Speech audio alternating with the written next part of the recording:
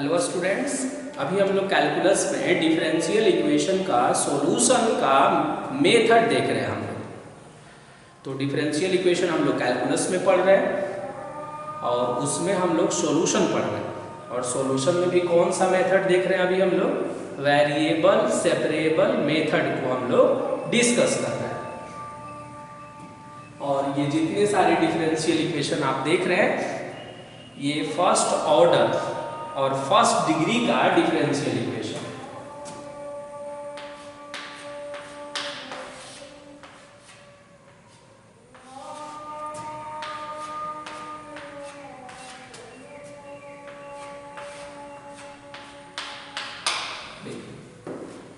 ये लैंग्वेज बहुत ही फेमस है 101D। वो जीरो नहीं एक्चुअल में वो है, बट ऐसे आप देखेंगे इसका मतलब ये हुआ कि फर्स्ट ऑर्डर और फर्स्ट डिग्री का डिफरेंशियल इक्वेशन, यानी ये जितने सारे डिफरेंशियल इक्वेशन है ये सभी डिफरेंशियल इक्वेशन फर्स्ट ऑर्डर का है और फर्स्ट डिग्री का है। और ऑर्डर और डिग्री कैसे पहचानते हैं ये आपने प्रीवियस लेक्चर वीडियो में देखा था।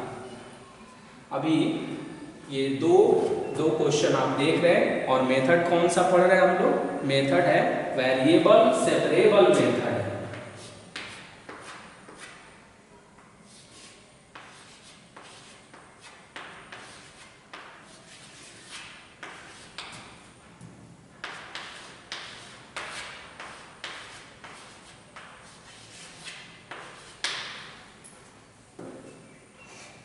वेरिएबल सेपरेबल मेथड को हम लोग पढ़ रहे हैं।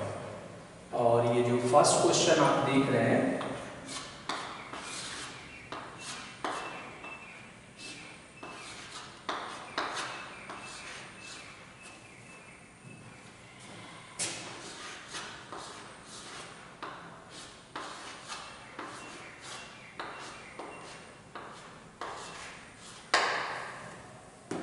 अब देखिए यहाँ पर कितना है, ये है +x, तो इसे हमने RHS में ट्रांसफर कर लिया। तो जब हमने इसे RHS में ट्रांसफर किया तब ये बन गया -x। क्या बन गया? -x। और मेथड कौन सा यूज कर रहे हैं? Variable separable. एग्जाम में जब आएगा तो ये नहीं लिखा रहेगा कि by using variable separable, simply differential equation दिया रहेगा और आपको सेलेक्ट करना होगा कि कौन से मेथड से इसे हम सॉल्व करें। ऐसा पॉसिबल हो सकता है कि एक ही क्वेश्चन को हम डिफरेंट मेथड से सॉल्व कर पाए, ऐसी पॉसिबिलिटी बनती है। और फिलहाल हम लोग वेरिएबल सेपरेबल पर फोकस किए हुए हैं, तो क्या करेंगे ना कि इसमें वेरिएबल को हम सेपरेट करेंगे। और हमेशा बार बार ये बोल रहे हैं कि dy और dx हमेशा न्यूमरेटर में होना चाहिए। किस में होना चाहिए? न्यूमरेटर में। तो ये जो आप देख रहे हैं ये कितना है? dx है। क्या है ये? dx। तो हम इसे dx है तो ये कभी भी डिनोमिनेटर में नहीं होना चाहिए, हमेशा न्यूमरेटर में होना चाहिए। तो ये होगा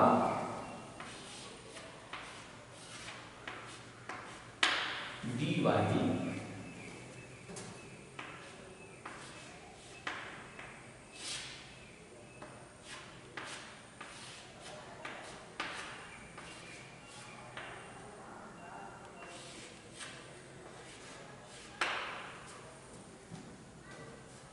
ऐसा होगा।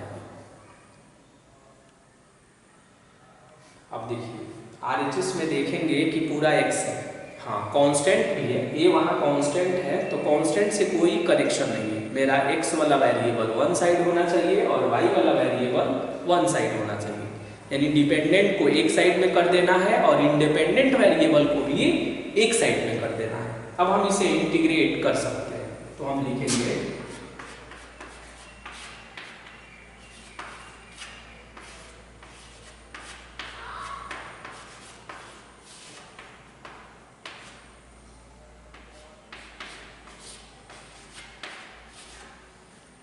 dy हो गया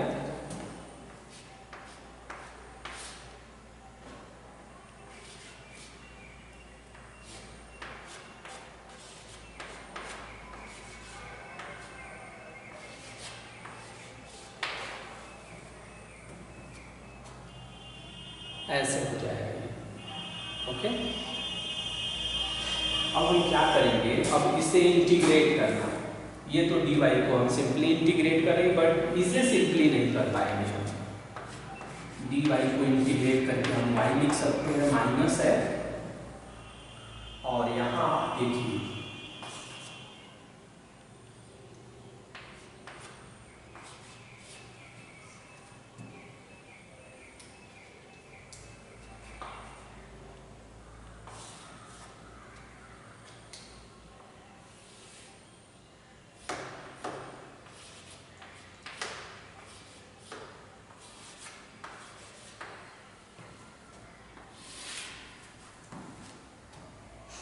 आप बताइए, ऐसे लिख सकते हैं या नहीं लिख सकते हैं।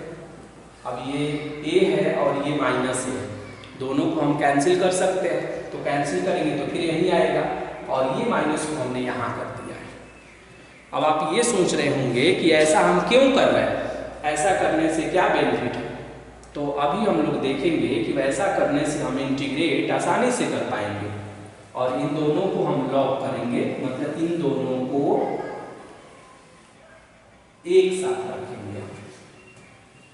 अब रूट में a प्लस एक्स को इंडिविजुअली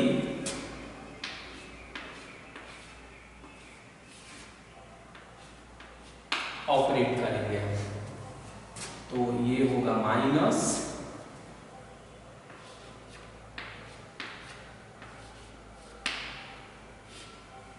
a प्लस एक्स हो गया,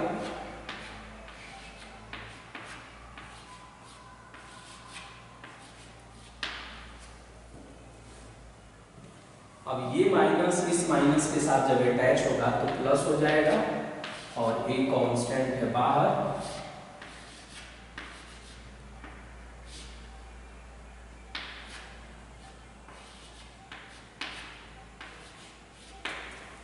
ऐसे हो जाएगा ये।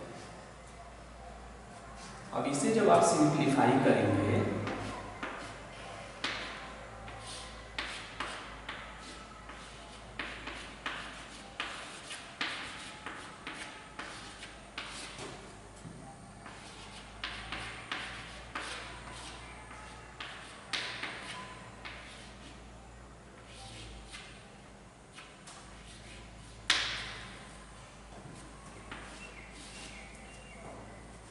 तो ऐसे होगा ये।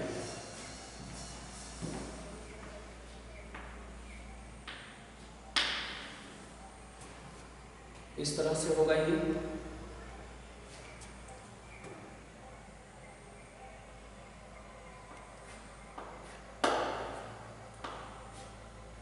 ये माइनस हो गया, और a प्लस एक्स का पावर है 1/2, और ये लीनियर है। रूट के इनसाइड वाला क्या है, लीनियर है, मीन्स की रैखिक, और इसका पावर कितना है 1/2, तो पावर में एक ऐड करते हैं,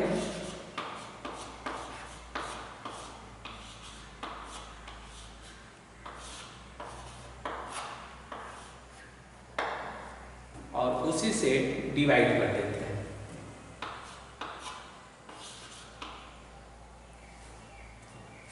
फिर इसमें भी 1 ऐड करेंगे पावर में,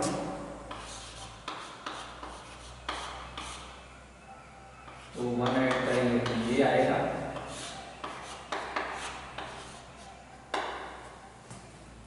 और पूरा कंप्लीट हो गया इंटीग्रेशन। तो हम इसमें constant of integration c attach करते हैं। इसे सजा कर लिख सकते हैं -2/3 a प्लस एक्स का पावर 3/2 प्लस में 2a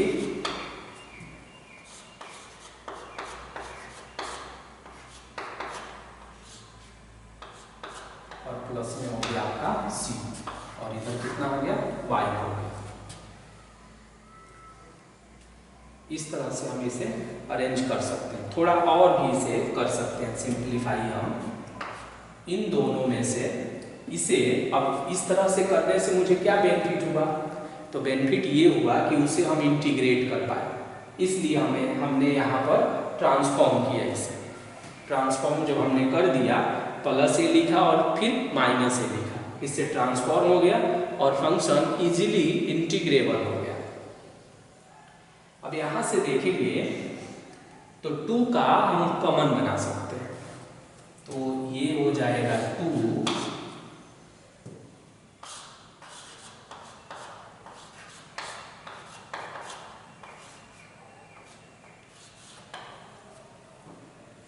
a प्लस एक्स का पावर 1/2 का कॉमन होगा।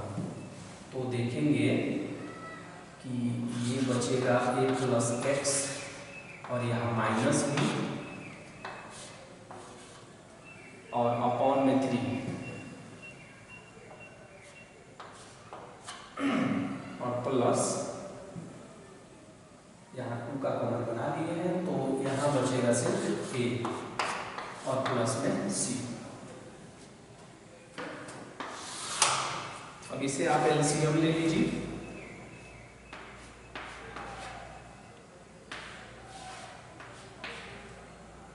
तो 2a प्लस एक्स हो गया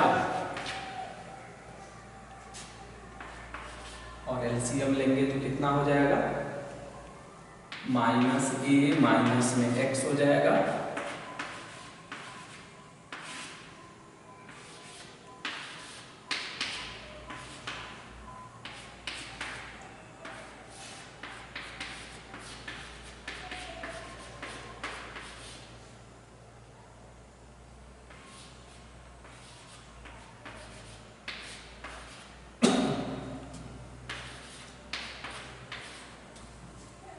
आप देखेंगे कि ये ऑब्जेक्ट हो जाएगा और प्लस में सी वहां भी हम लोग छोड़ सकते थे, थोड़ा और हमने सिंप्लीफाई कर दिया और यही मेरा फाइनल आंसर हो गया।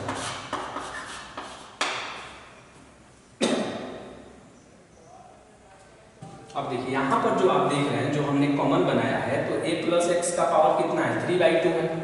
3/2 का मतलब कितना हुआ, 1/5 और 1/2 का मतलब कितना है, 0.5।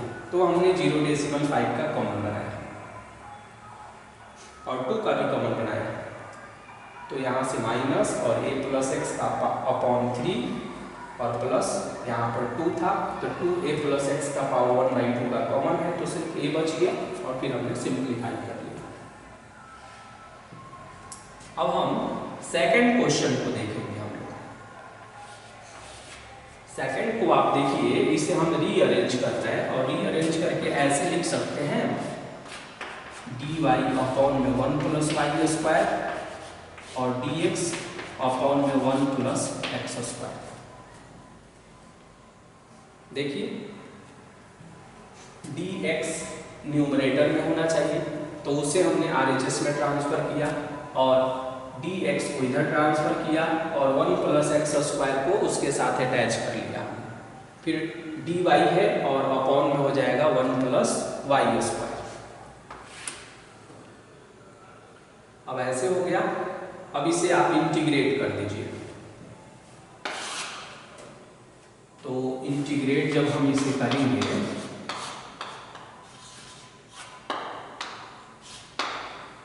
तो ऐसा होगा।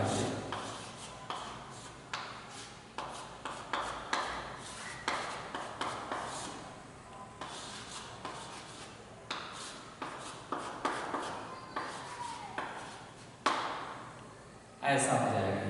दोनों साइड में हमने इंटीग्रेट कर दिया, क्योंकि इंडिपेंडेंट और डिपेंडेंट वेरिएबल को हमने सेपरेट कर दिया। अब इसका इंटीग्रेशन सिंपल है, tan इनवर्स y है और इसका कितना है, tan इनवर्स x है और प्लस में हमने यहाँ पर कांस्टेंट ऑफ इंटीग्रेशन है, तो इसके लिए हमने tan इनवर्स c अटैच कर दिया। अब tan इनवर्स y और minus tan inverse x is equal to tan inverse c।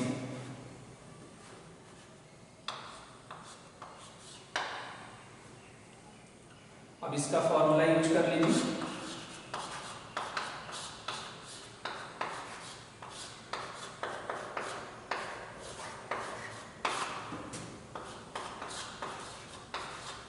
अब देखिए tan इनवर्स c रखने से क्या बेनिफिट हो रहा है,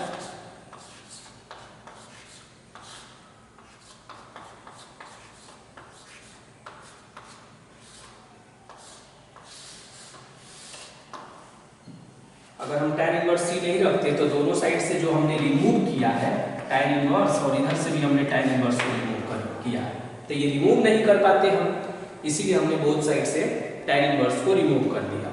तो ये हो गया y माइनस एक्स और अपॉन में हो गया 1 प्लस वाई एक्स और इज इक्वल टू हो गया c। अब इसे क्रॉस मल्टीप्लाई करके भी लिख सकते हैं।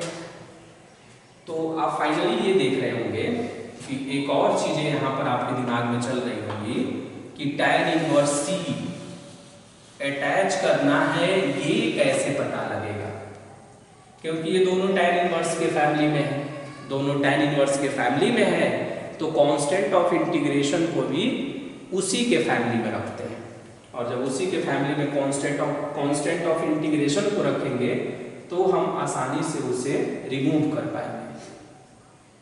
ओके, तो हमने फर्स्ट और सेकंड दोनों क्वेश्चन का जनरल सॉल्यूशन हमने ऑब्टेन कर लिया। इसे जनरल सॉल्यूशन इसलिए कहते हैं क्योंकि इसमें कांस्टेंट ऑफ इंटीग्रेशन अटैच है, और ये इंडेफिनिट इंटीग्रेशन के फॉर्म में रहता है, इसलिए कांस्टेंट ऑफ इंटीग्रेशन को हम इसमें अटैच करते हैं।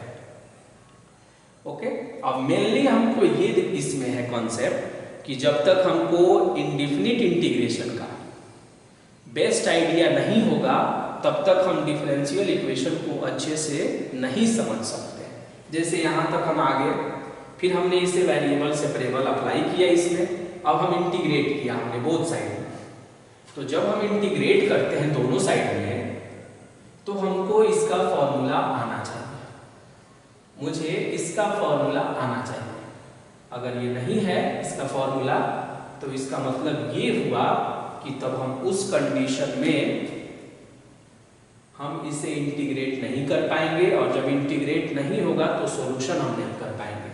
और ये जितना सारा वैरायटी आप देख रहे हैं ये सब क्या है, फर्स्ट ऑर्डर और फर्स्ट डिग्री का डिफरेंशियल इक्वेशन है। ओके।